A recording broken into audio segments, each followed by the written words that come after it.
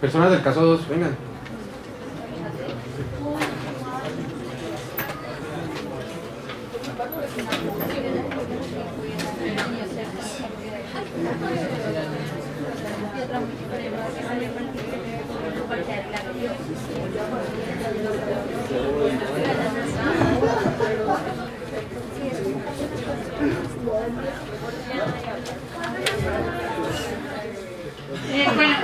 En nuestro caso habla doña Marta, que es una mujer de 35 años que hace una como especie de retrospectiva a su adolescencia y recuerda que cuando ella tenía 13 o 14 años más o menos le comenzaron a aparecer características sexuales que la llevaron a preguntarse qué era eso, qué era la sexualidad.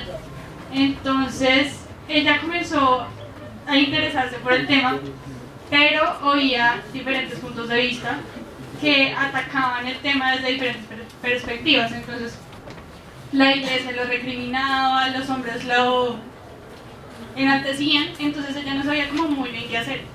Cuando tuvo su primer novio, ella sintió la necesidad, mejor dicho, ella llegó a la conclusión de que había llegado el momento. Entonces fue a hablar con su mamá a pedirle orientación al respecto. La mamá le dijo que la apoyaba, que aunque ella quisiera que esperara que se casara e hiciera las cosas como la iglesia lo dictaba, igualmente la entendía completamente, que ella no la iba a recriminar, nada por el estilo, simplemente que le pedía que estuviera muy segura de lo que estuviera haciendo y que hiciera las cosas con corazón. Entonces definitivamente esperó, cumplió los 18 años y todo se dio, muy lindo, ella quedó feliz y con eso decidió también que a los 25 años quería tener su primer hijo y efectivamente sí lo tuvo. 2 años después tuvo el segundo y después se hizo una cirugía, ligadura de trompas, y ambos hijos son de diferentes padres, pero ella dice que ella está feliz y su conciencia está tranquila. Bueno, esta es una historia muy bonita porque pues habla solamente como del respeto de todos los derechos y bueno, hablamos de unos que en particular se destacan entre toda la lista que nos mostraron. Entonces está el derecho a la libertad, pues en todo sentido, porque se le dio la oportunidad de elegir en todas las ocasiones pues lo que más le convenía o lo que más le gustara.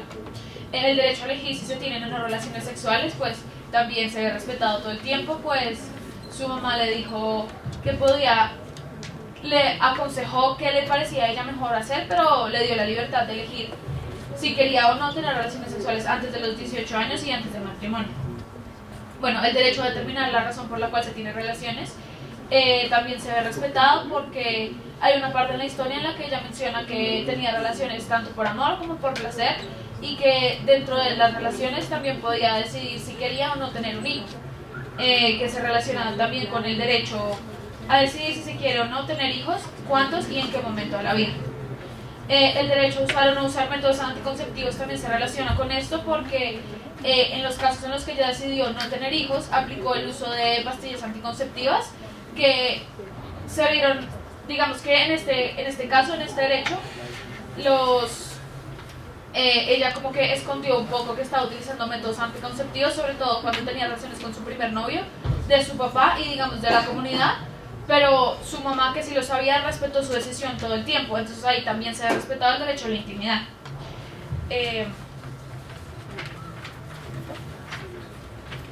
Bueno, el derecho a la salud sexual y reproductiva también se ve respetado en todo sentido porque la mamá le aconseja, digamos, la manera más segura y la manera más saludable de tener relaciones y además le afirma que está dispuesta a ayudarle en cualquier cosa que necesite, incluido ir, por ejemplo, a un ginecólogo en caso de ser necesario. Y bueno, el derecho a la salud, a la educación y la información también se respeta en diferentes niveles y de diferentes maneras.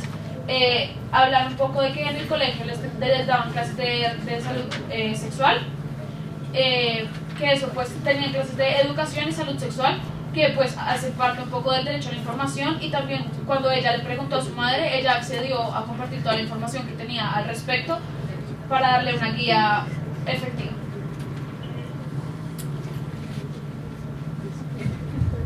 Pues ya ellas dijeron casi todo.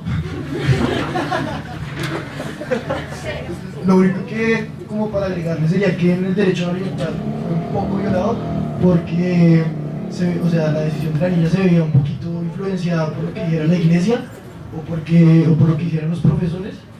Y lo otro que queremos añadir también es que en el derecho a la educación e información,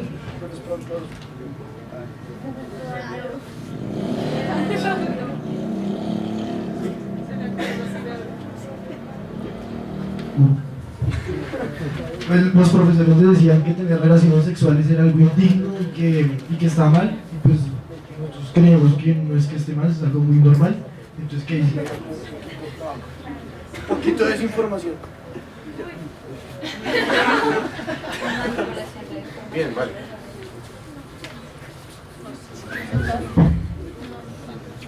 Listo, pues este es otro caso muy diferente, ¿no?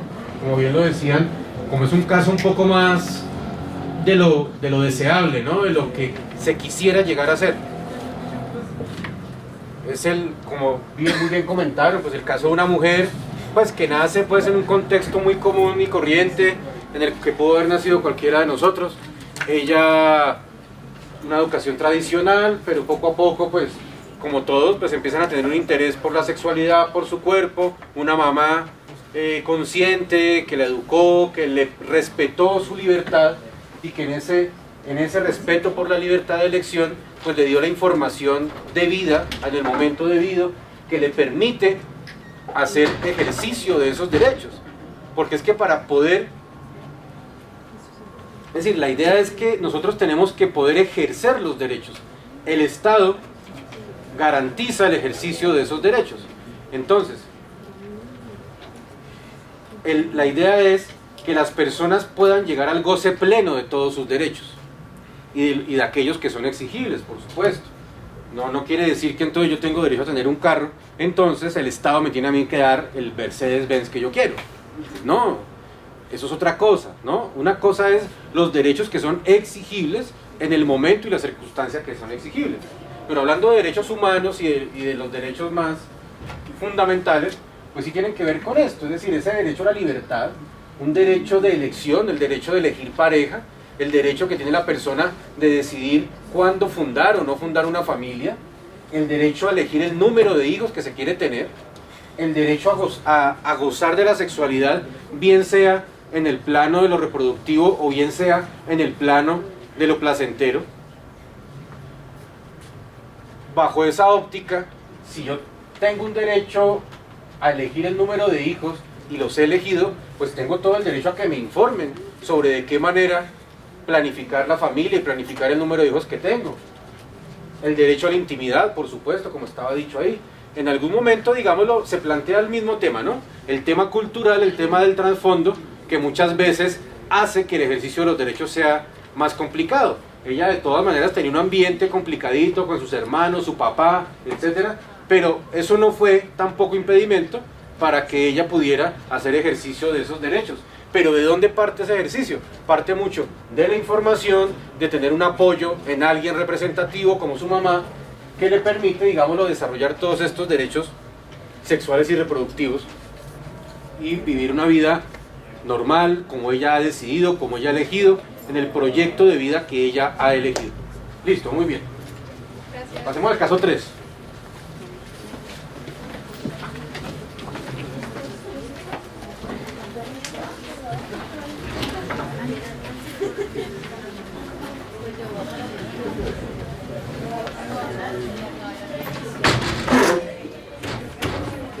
Bueno, este es el caso 3, entonces cuéntenos. Quien quiera, quien quiera. Son 3 grupos.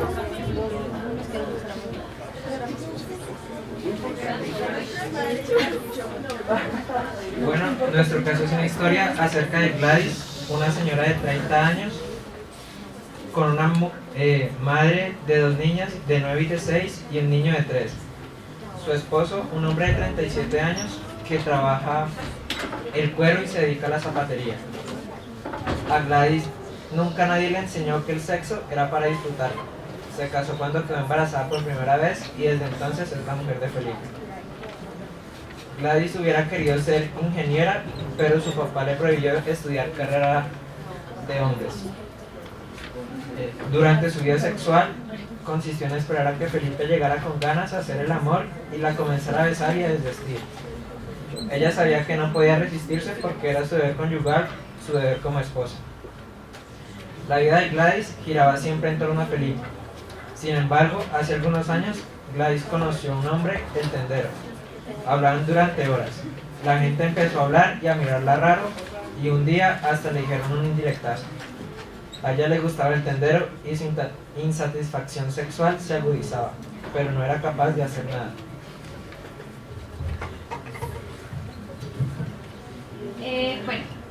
Gladys seguía esperando a Felipe cada noche y hasta que una vez se convenció de que ella iba pues a acostarse con el tendero. Lo que pasaba era que Felipe llegaba a hacer el amor una vez por semana y otras 2 noches él llegaba oliendo a perfume de mujer. O sea, no había ahí nada de respeto hacia ella.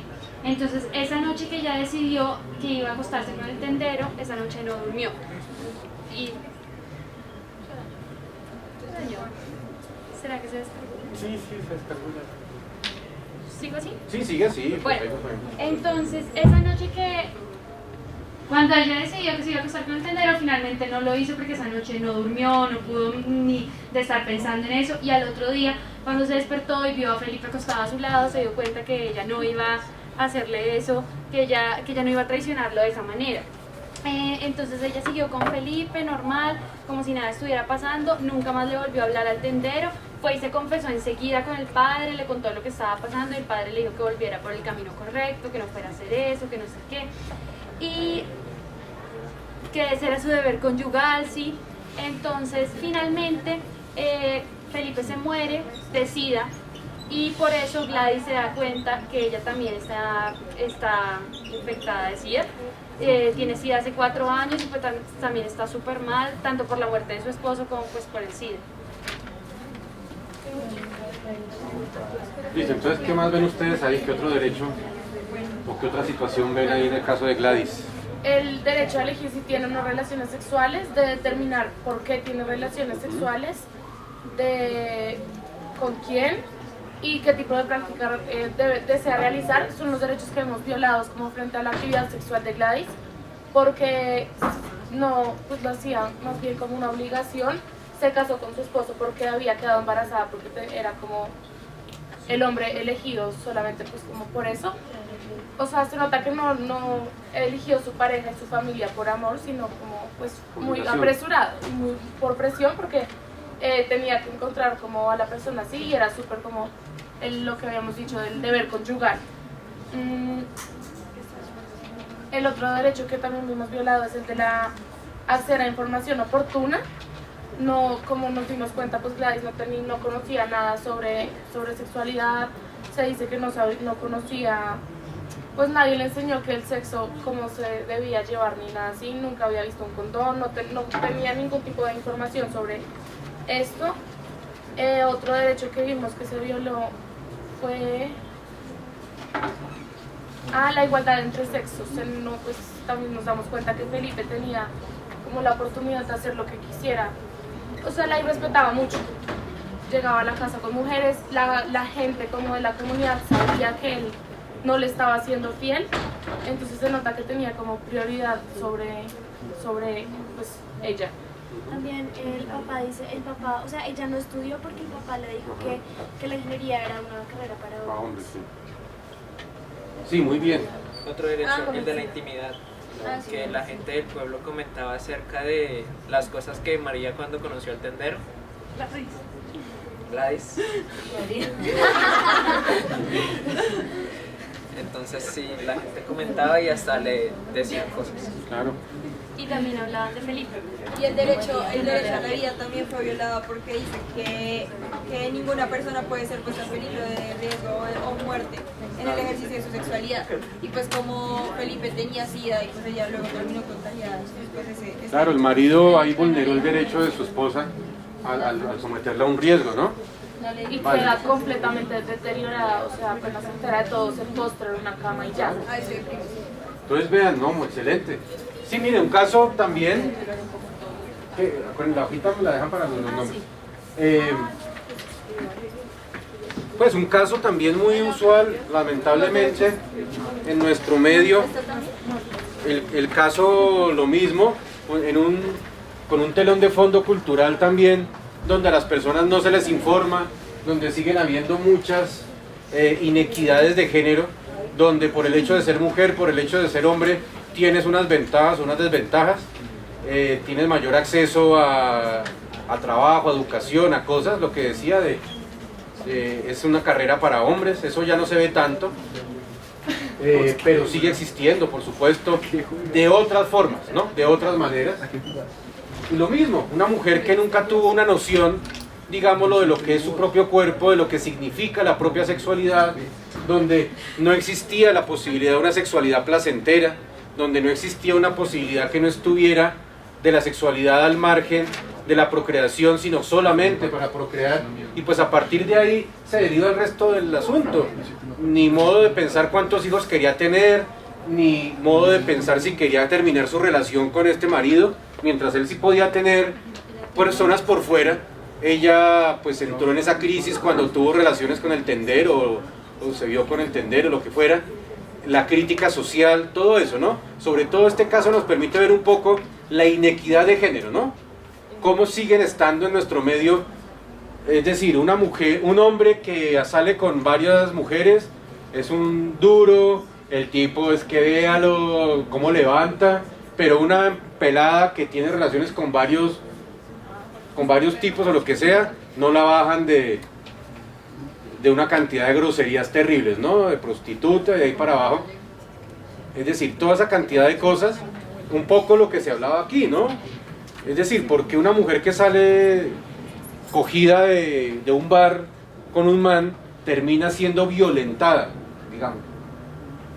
Ahí lo que toca ver, ¿por qué? ¿Cierto? Entonces todo este contexto nos dice eso. Es decir, cómo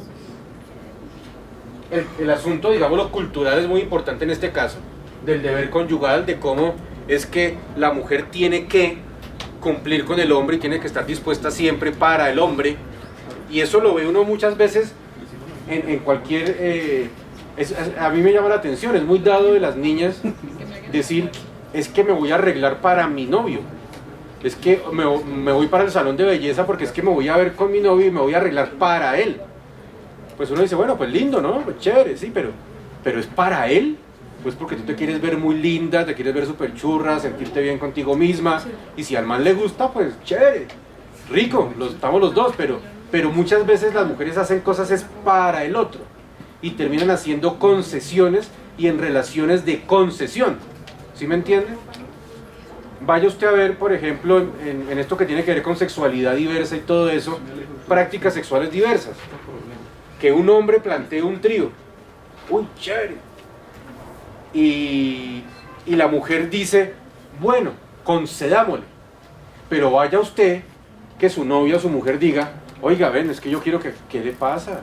¿Usted qué me está proponiendo? ¿Sí me entienden? Sigue existiendo culturalmente diferencias en la posibilidad de vivir una sexualidad basado simplemente en ¿qué? En el género, o en que soy hombre o soy mujer, eso ya como que da ciertas posibilidades diferentes, lo cual pues no es justo, no es correcto, y se están violentando derechos de las personas, el derecho a elegir, el derecho a una sexualidad placentera y segura, por supuesto, placentera pero también segura. Bueno, pasemos al caso 4 para poder avanzar rápidamente, que ya nos quedan 10 minutitos nada más, que nos robaron tiempo con el simulacro, entonces por eso estamos así como cortos. Entonces, Son 2 de cada número. sí, son 2 del 4 también, ustedes también, caso 4. Váyanos contando. Bueno, el caso 4 es de una mujer que no dice su nombre, y ella dice que a los 15 años pues tuvo su primera relación sexual y que fue consentida y que ella fue con su novio y que era lo que ella quería, y que al momento de darse por primera vez ella no tenía protección, entonces decidió y le comentó a su compañero que no debían hacerlo, y él accedió, y en otro momento, cuando tuvieron protección adecuada, decidieron hacerlo. Entonces después de este momento... Pues lo que pasa es que tenemos un antes y un después, que un antes es cuando ella tenía 15 años y estaba enamorada de su novio, entonces ella pues perdió la virginidad con él y bueno, toda la cosa, pajaritos en el aire y todo, y luego terminaron. Ella pues se deprimió 6 meses, y después de esos 6 meses ya vino el después, que ella empieza a tener relaciones con conocidos y desconocidos, y bueno, pues ella dice que una de las cosas importantes para ella es que ambos tengan consentimiento sobre lo que está pasando y que ambos estén de acuerdo. Entonces es como lo que más se rescata al texto, que ella dice que si la otra persona no quiere, pues no se lleva a cabo. Y también que la decisión de ella sea respetada, porque una vez estuvo con un tipo y ninguno de los dos tenía preservativos, entonces ella dijo como no, yo no quiero hacerlo, y él respetó su decisión. Esa es como la idea central. Entonces pues aquí pues esto es como una manera de pensar que cada uno respeta los ideales del otro, y que si uno no quiere o prefiere las cosas con o sin preservativos, entonces pues se realiza de la manera que la persona desea. Básicamente es eso. Sí. Tú, cuando me preguntaste hace un rato, ¿cómo me preguntaste que me llamó la atención? Pues es que ella dice que ella... ¿Se volvió como qué? Ninfómana. Pues porque la cosa es que ella llega y ya dice como, la verdad yo en este momento no quiero enamorarme. Entonces ella solo busca por el placer que siente tener una relación sexual, y ya busca con desconocidos, como dice, con desconocidos o desconocidos, cualquiera que le dé placer sexual y que sienta lo mismo. Entonces le gusta mucho el sexo. ¿No? Mira, pero eso me parece interesantísimo el tema, porque va a eso. Si quieren, siéntense. Está muy bien, ese es el meollo del asunto. Pero miren que ese tema es interesante. Es de cierta manera la misma situación en que estaba la niña del primer caso, ¿no? Claro, lo que pasa es que la otra fue violada, la peladita. Entonces, eso le pasa por brincona. Por brincona y buscona, ¿qué es? Es que es una peladita que le gustaba, le encontró que tener relaciones sexuales era placentero, y pues tenga. Bien hecho, por buscona. Más o menos es como lo que dice el contexto de ese primer caso, ¿cierto? Pero miren cómo el problema del trasfondo cultural en el que estamos en la construcción de los derechos. Resulta que efectivamente el tema es ese, el tema de la finalidad de las relaciones sexuales, que es un tema de debate bien complicado, un tema complejo, donde todo el mundo quiere meter mano y opinar con argumentos fuertes de lado y lado. El problema es que hoy hemos llegado a un acuerdo social más o menos, y es que la gestión de nuestro propio cuerpo es decisión nuestra. Entonces yo decido sobre mi cuerpo y sobre todo lo que mi cuerpo me pueda proveer. Claro, pero ese derecho tiene limitaciones, porque si eso fuera así, un momentico, si yo soy dueño de este pechito, ¿yo por qué no puedo vender un riñón? Por ahí decía Juan Carlos Henao en el video que vieron. ¿Yo por qué no lo puedo vender? Bueno, ¿hasta dónde llega ese derecho? Pero en términos generales, hablando en términos de lo que hoy se tiene en el derecho a la sexualidad, es que finalmente, en la medida en que yo no me ponga en riesgo, en la medida en que yo no ponga en riesgo a otros, yo tengo derecho a vivir mi sexualidad y mi corporalidad como yo quiera y como yo defina, y con las personas que yo quiera y con el fin que yo determine. Es decir, el fin no lo determina la naturaleza en sí misma, que es uno de los argumentos. Es que el fin primario de la sexualidad es la procreación, porque si no, no nacerían niños. Pero si uno hace una estadística, ¿cuántas relaciones, así sean una pareja que no planifica ni nada y que es de las más conservadoras, cuántas relaciones tienen en la vida comparados con el número de hijos? Es decir, el único fin de la sexualidad no es la procreación, tiene un fin placentero, tiene un fin de relación afectiva, etc. De debate, todo el que usted se quiera, pero finalmente sí hay un fin primario, y es que en el goce de nuestro cuerpo hay muchas posibilidades de ser. Es decir, la niña que se manda a peinar divino y se siente súper linda es parte de ese derecho a gestionar su cuerpo. La persona que va al gimnasio y se siente muy bien, ya te doy la palabra, haciendo deporte porque se ve bien, se siente a gusto, vale, gestiona su cuerpo. Con la sexualidad lo mismo. Se supone, o no se supone, hemos llegado a un acuerdo en general en que las personas tienen derecho, mientras no violenten a otros, mientras las decisiones sean consensuadas mientras haya un acuerdo, la persona tiene todo el derecho a vivir su sexualidad por placer, ¿sí? Por placer, por mero placer, tiene derecho a determinar, a elegir si quiere o no tener hijos, a elegir o no si quiere casarse, a elegir el tipo de pareja que quiere tener, tiene derecho a acceder a los medios de prevención de enfermedades o a los métodos de planificación. Claro, es un tema de debate. ¿Cuál es el tema aquí de derechos? Es que estábamos en un estado social de derecho, donde los derechos no se establecen porque la mayoría quiera o porque la mayoría lo decida. No, en el estado social de derecho, la diferencia y la individualidad tiene cabida, siempre y cuando el derecho del otro se respete. Es decir, que si a esta niña le provoca vivir su sexualidad de esa manera, es que eso no significa que le estemos diciendo a los demás que tiene que vivir como ella. No, la pareja que en su elección, o la persona que en su elección no decidió vivir la castidad y decidió que no quiere tener relaciones sexuales, si no son únicamente para procrear y si no se va a tener hijos, pues entonces no tiene relaciones sexuales, pues es una elección válida. Es decir, el derecho del uno no riñe con el derecho del otro. ¿Ven? El problema es que nuestra sociedad siempre se construyó de manera distinta.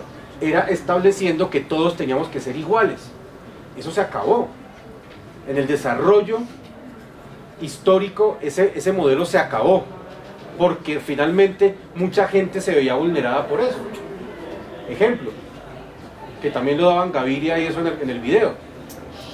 En la anterior constitución, los salvajes, o sea los indígenas, se tienen que ir reduciendo a la civilización, lo cual significa hablar el mismo idioma, vestirse como nosotros, asumir la religión católica. Hoy en día se acepta, no, un momento, las comunidades indígenas tienen toda la posibilidad de ser en su identidad. ¿Qué era lo que iban a decir ahí?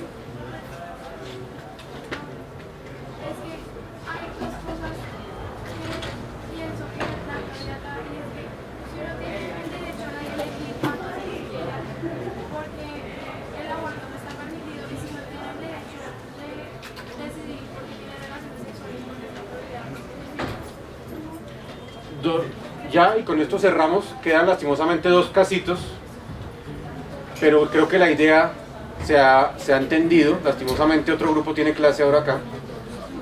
¿Sí? ¿Sí? ¿Son ustedes mismos? Ah, entonces, pero igual tienen clase, entonces no les puedo quitar el tiempo al profesor. La respuesta cortita es, el derecho al aborto está, digámoslo, hay un tema ahí importante, y es que se supone que hay una tercera vida en juego. ¿Sí? No es solamente la vida de la mujer, sino que ya hay una vida de un niño, o de un feto, o de un bebé en potencia, de un ser humano, que está en juego. Es decir, ahí la discusión se centra en que es que se le está quitando la vida a un ser que ya tiene vida. Esa discusión tiene para un lado y para el otro. Lo que aquí en Colombia se estableció fue un derecho en 3 excepciones, en 3 casos particulares: violación, grave peligro para la salud de la madre, o malformaciones incompatibles con la vida o terribles para el bebé, para el feto. Y eso ha generado un debate terrible, porque hay gente que dice que no, que bajo ninguna circunstancia, pero es que absolutamente ninguna, se puede generar el aborto. El otro concepto dice, no, un momentico, maticemos el asunto, no es la misma cosa una que otra, ¿cierto? No es la misma una cosa que otra. Entonces vamos a buscar una vía intermedia donde reconocemos que hay efectivamente en ese feto, no es cualquier cosa. Hay modelos que sí lo tienen así. En Europa hay algunos países donde no le reconocen al feto y al embrión hasta la semana 12 o hasta la semana tal ningún tipo de condición que le otorgue un derecho. Porque si el feto tiene derechos es porque se le otorga, es decir, o porque lo tiene por su naturaleza. Es la discusión bien fuerte. Los que dicen, no, es que ella es un ser humano y por tal tiene derecho a la vida y entonces hay que protegerse. Porque entonces, ¿qué diferencia habría entre terminar con la vida de un niño que está dentro del útero o que nace en una hora? ¡Pum! Nació. ¿Cuál es la diferencia? Simplemente el nacimiento, el parto. Entonces, por eso están esas 3 excepciones. Pero mira lo interesante, la discusión se va en un extremo que dicen, no, pero bajo ninguna circunstancia. Lo que el Estado colombiano y la Constitución, el espíritu constitucional es un momento. Es que existan esos 3 derechos no quiere decir que se te obligue a hacerlo.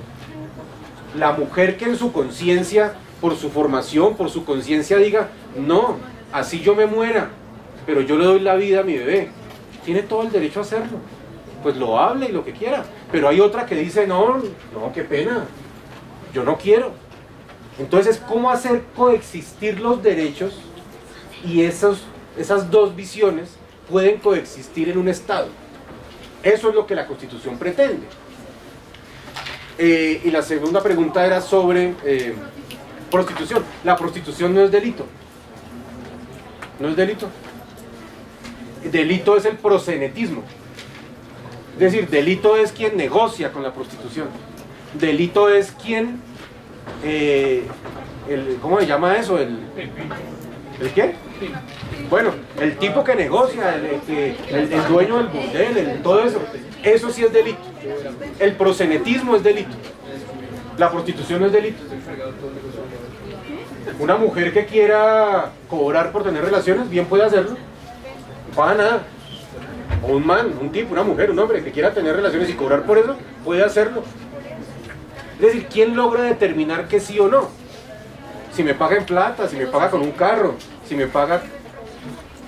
¿Cuál es la diferencia? Es decir, pero puede ser ya establecido que no, la prostitución no es delito. Es el proxenetismo sí es delito. Y está tipificado como tal. Los otros casos tienen que ver con violencia sexual, que es a menores de edad, absolutamente terrible, una violación al derecho, a todos los derechos, ¿no? A la vida, a la intimidad, al libre desarrollo de la personalidad, no hay información. Y el último trataba sobre pareja homosexual, ¿no? El derecho que tienen también a constituir pareja, el derecho a vivir su sexualidad como lo quieran decidir, y cómo se les ha vulnerado también derechos al acceso a espacios, cómo se les vulnera derechos cuando no pueden acceder a sitios públicos.